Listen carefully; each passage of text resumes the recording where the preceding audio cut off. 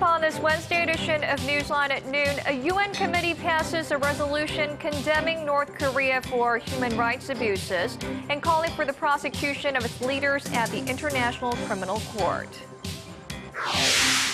North Korean leader Kim Jong-un's special envoy meets Russian President Vladimir Putin at the Kremlin and delivers a personal letter from Kim. Plus, 5 people, including 3 U.S.-born rabbis, are killed in an attack by 2 Palestinian militants at a synagogue in Jerusalem. These stories and more on Newsline at noon.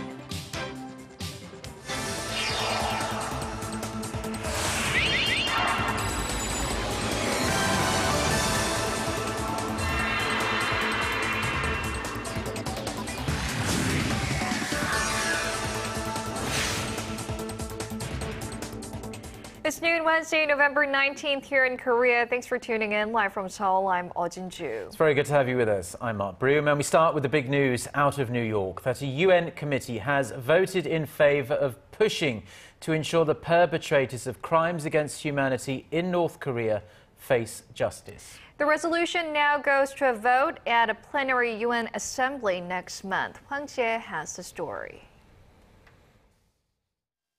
A UN Human Rights Committee approved a resolution on Tuesday which calls for the Security Council to refer North Korea to the International Criminal Court for alleged crimes against humanity. The resolution drafted by the European Union and Japan passed overwhelmingly with the support of 111 countries.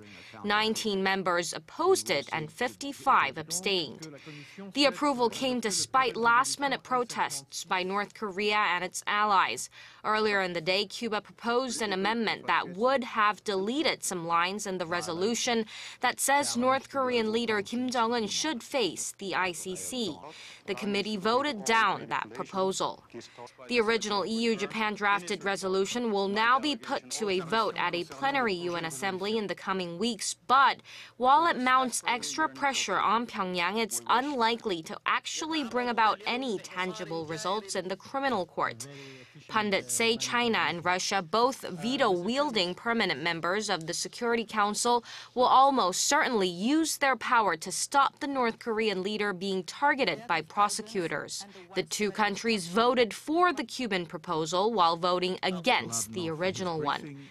North Korea fired off some sharp warnings before Tuesday's vote, saying the passage of the resolution would prompt it to conduct further nuclear tests. The vote came after a UN investigative panel concluded in February that officials in the north are responsible for systematic killing, torture, and starvation. Hwang Jie, Arirang News.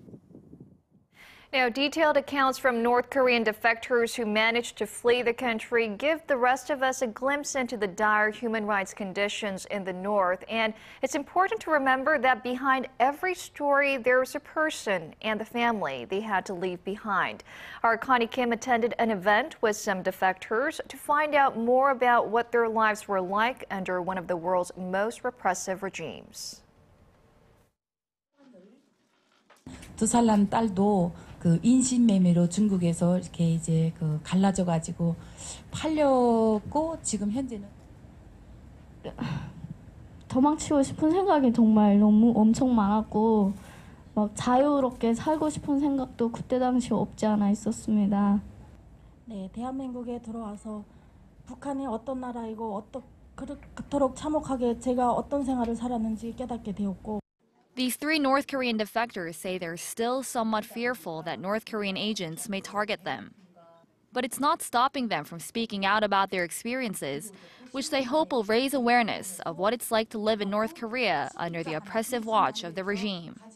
The secluded state has long been criticized for its human rights abuses, with hundreds of thousands of people believed to be in political prison camps. With the United Nations General Assembly poised to vote on a resolution that would refer the North Korean regime to the International Criminal Court for human rights violations, experts say first-hand accounts of those abuses can only solidify the case.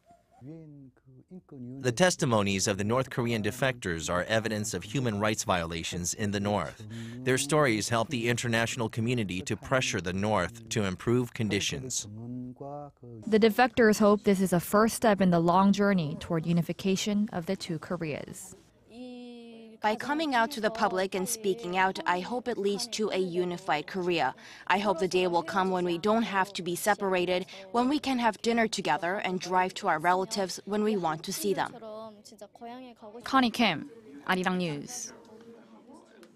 North Korea and Russia, two countries teetering on the edge of diplomatic isolation for one reason or another, are attempting to make nice with one another.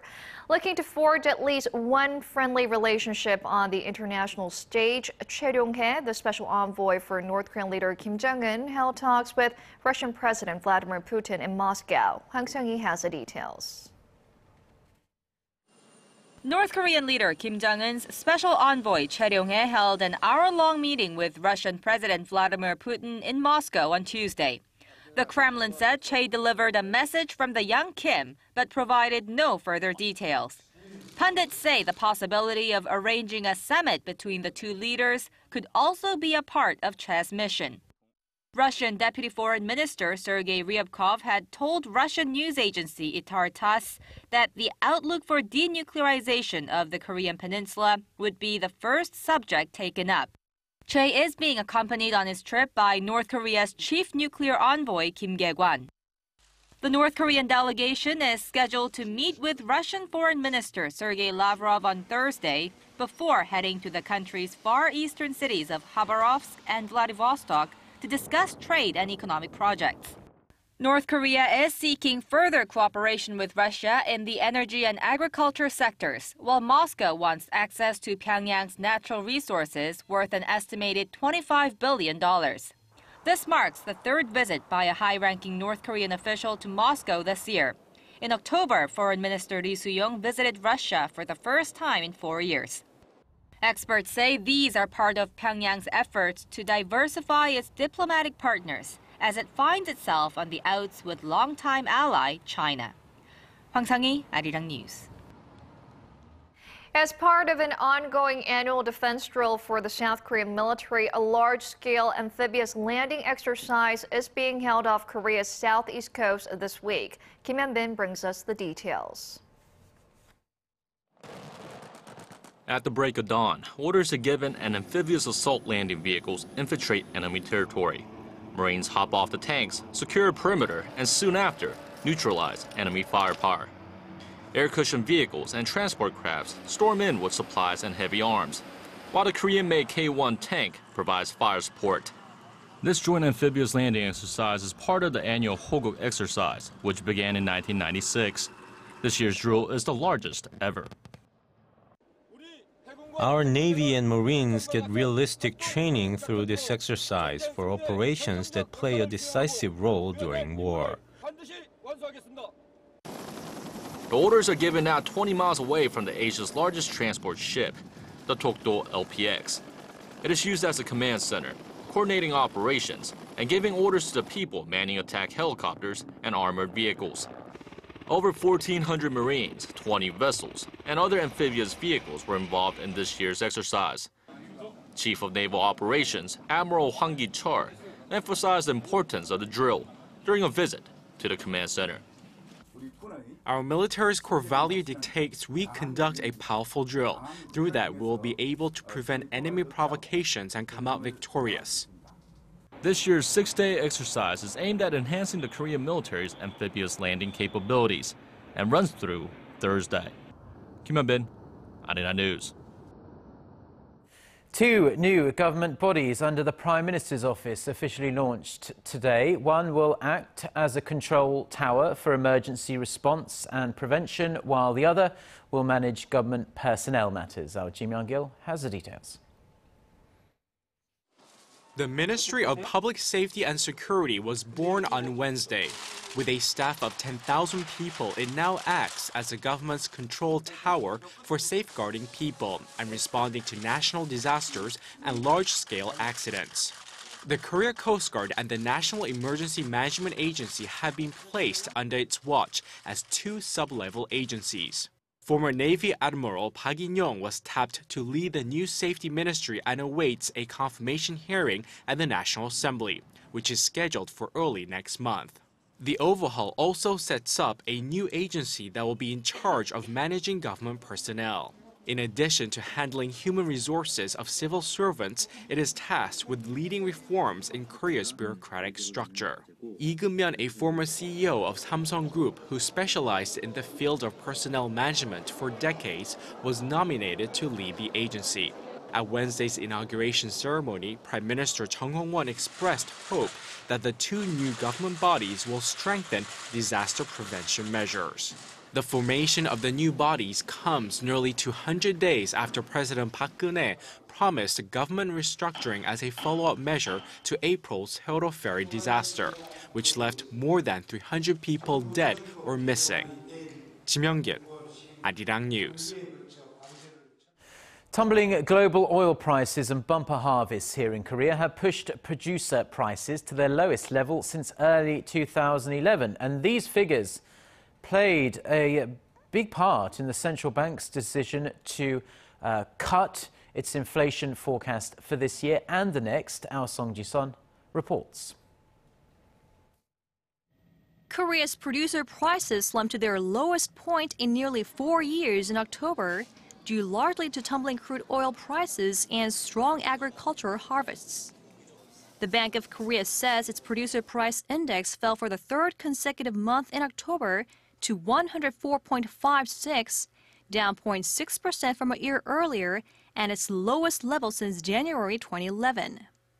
Plunging energy prices had a knock-on effect on the prices of industrial products that fell an average of 2.4%. Dubai crude continues to fall like a stone, with the price plunging over 10% last month after dropping 5% in September.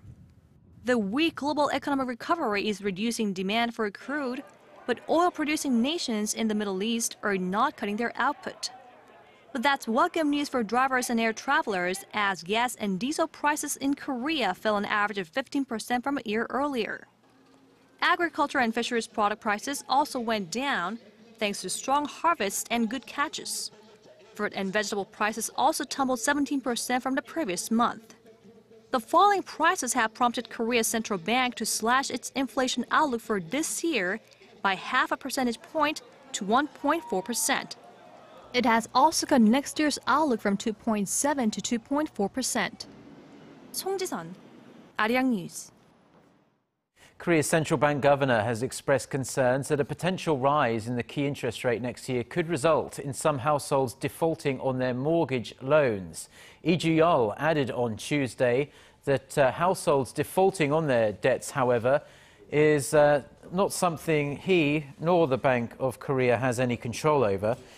He also said the impact of changes to the key interest rate have diminished somewhat due to rising economic uncertainties at home and abroad.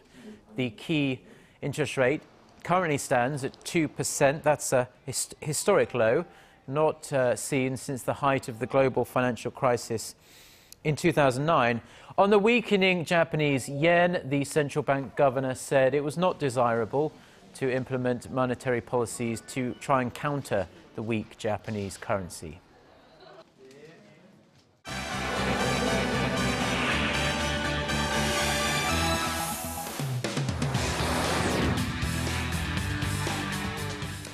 Right, well, international news now, and a deadly terrorist attack has rattled the Jewish community in Jerusalem, a city that's already on edge following a number of terrorist-style strikes, and this is further expanding the Israeli-Palestinian divide there. For more on this and other global headlines we're following on this Wednesday afternoon here in Seoul, we go to our Eunice Kim at the News Center. Eunice, this bloody assault is the worst Jerusalem has seen in years. How is Israel reacting to this? Well, Jin-joo, Israeli Prime Minister Benjamin Netanyahu is promising a harsh and swift response in what he said was a battle for Jerusalem, spurred on by, quote, wild blood libel by the Palestinian Authority, Hamas, and the Islamic Jihad. He's ordered that the perpetrators' homes be destroyed, and it was pandemonium Tuesday at a synagogue located in an ultra-Orthodox neighborhood of East Jerusalem. During morning prayers, Palestinian cousins stormed the house of prayer with meat cleavers and guns in hand, killing 4 rabbis and wounding others before being shot dead in a firefight with police. A police officer did later die of his wounds at a hospital. Tensions have been mounting in Jerusalem over access to a holy site, among others, this holy site known to Jews as the Temple Site, or Temple Mount rather, and to Muslims as Al-Haram al-Sharif. Orthodox Jews want to be allowed to pray at the compound, while Palestinians hope to make East Jerusalem, where that site sits, their capital in a future state. And we could be months away from a faster and cheaper Ebola test that produces results in as little as 15 minutes. The World Health Organization says it is reviewing 2 types of new tests that it hopes will cut the turnaround time for a diagnostic from the current several hours it takes for a standard blood test analyzed in a lab. Meanwhile, India says it is exercising an abundance of caution in isolating a 26-year-old national who had returned home after being cured of Ebola in Liberia. While his blood tested negative at Delhi airport, authorities say his semen still had traces of the virus. Men who survive Ebola are advised against having sex, as their semen could carry the virus for up to 90 days.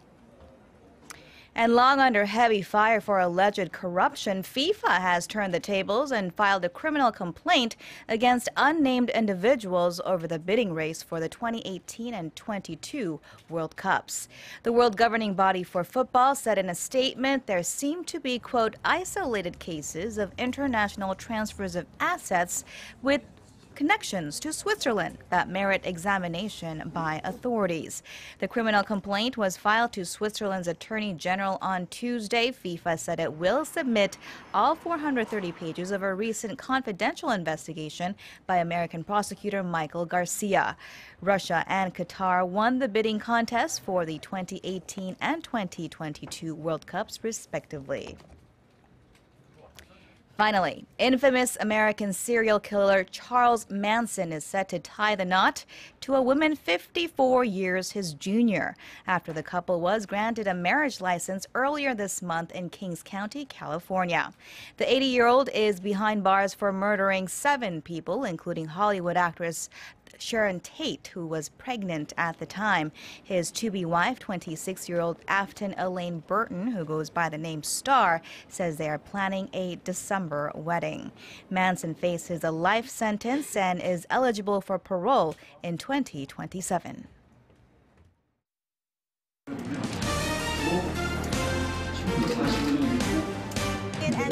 Stay up to date on the latest news out of Korea, connecting to our team of reporters about the issues that matter to Korea.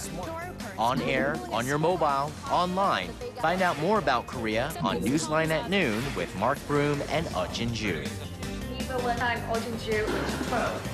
Market researcher, strategy analytics, and Thursday that LG Electronics brought in about. The Korean government is launching a special task force this week to root out corruption in the country's defense industry. Officials say prosecutors, military investigators, civilian experts, as well as members of the Board of Audit and Inspection will take part in this joint investigation team. Corruption in the defense industry came under the spotlight last month when a former Navy officer was indicted on charges of fabricating a document to buy underperforming parts for the naval salvage ship Tongyang. Doing so had rendered the Tongyang incapable of participating in rescue operations following the sinking of the Seoul ferry in April. Not only will the team look into suspected corruption related to the Tongyang, but also into irregularities between defense contractors as a whole. Now, this year might not bring much Christmas cheer to bank workers in Korea, as a number of the nation's major banks are preparing to lay off staff through early next year. According to financial sources, KB Kookmin Bank is expected to review voluntary resignation plans in the coming days. Other banks, including Uri Bank, are planning to follow suit, while some banks will also cut back on the number of new hires. This comes as banks have seen their profits tumble recently, and their aging workforces have dragged down productivity. An increasing number of branches have also been suffering losses due to the rise of other banking channels such as internet and smartphone banking. Now, the push to go green and, importantly, travel green is no longer solely about hybrid cars or electric buses. There's also been a surge in the number of ultra-lightweight, fuel-efficient planes crisscrossing the world skies. Airbus has launched the latest, the A350, and it's here in Korea as part of a 5-nation demonstration tour of Asia. Connie Lee has more. Say hello to the A350 jetliner, the latest passenger plane from European manufacturer Airbus. It's not officially carrying passengers yet, but has arrived in Korea on the first stop of its 11-day Asia tour. The A350 is massive, but lightweight, different from most other passenger planes.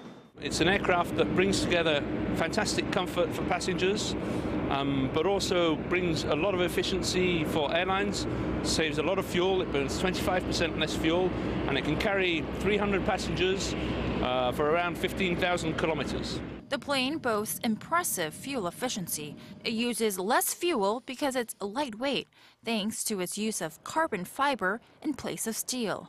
However, Airbus is not the only company with carbon fiber planes. Boeing has its own fuel-efficient jetliner, the B787 Dreamliner.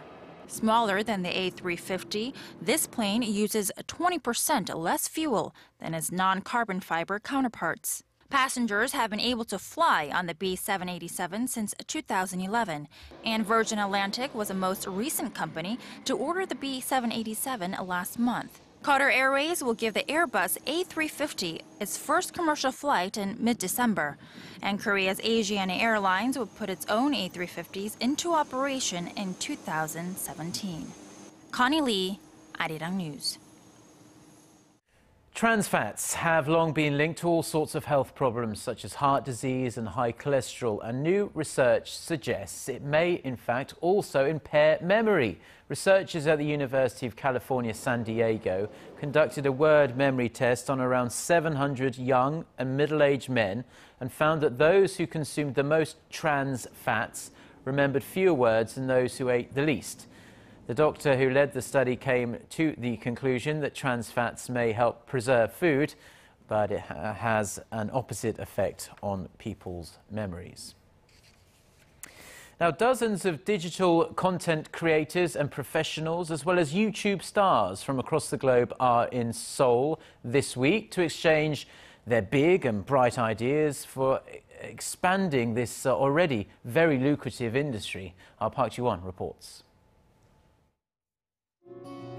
Chung Sung-ha is a young Korean guitarist with several albums and global concerts under his belt, working with various international stars like Jason Mraz. His rise to fame began with a simple video uploaded to YouTube, and now Chung has nearly 3 million subscribers. Yang Ding followed a similar path. As a young female gamer, she creates diverse video sharing contents, mostly broadcasts of games, and has over 1 million YouTube subscribers. They are just a couple examples of the new wave of creators. YouTube Content Operations Director Dave Powell says now is the golden time for individuals to create contents because of the diversity of new media platforms. Here in Korea, YouTube creators are heralding the one-person startup economy. Fans in Korea and globally are responding. So 25% of our fastest growing channels with international subscribers are endemic or native creators on YouTube. 70% of our fastest growing channels with local or Korean subscribers are created by endemic creators. Digital technology is affecting more conventional media like television as well. A producer of the US hit program House of Cards says the drama has benefited from big data, which is being used to analyze viewer preferences. However, Hip said that in the end, it's universal themes that capture the attention of viewers, not the technology itself. Each American network knows their audience and uses tons of research and tons of big data to kind of go in about what makes a show. You can have all the big data you want, but if the artists and the idea isn't something special, then distribution or big data doesn't really matter. It really has to start with the creative first. This year's International Content Conference has invited guests from all around the world to discuss the latest trends of the industry, from digital technology platforms to big data analysis, and how the technology is changing the nature of the contents they create. 박지원, Arirang News.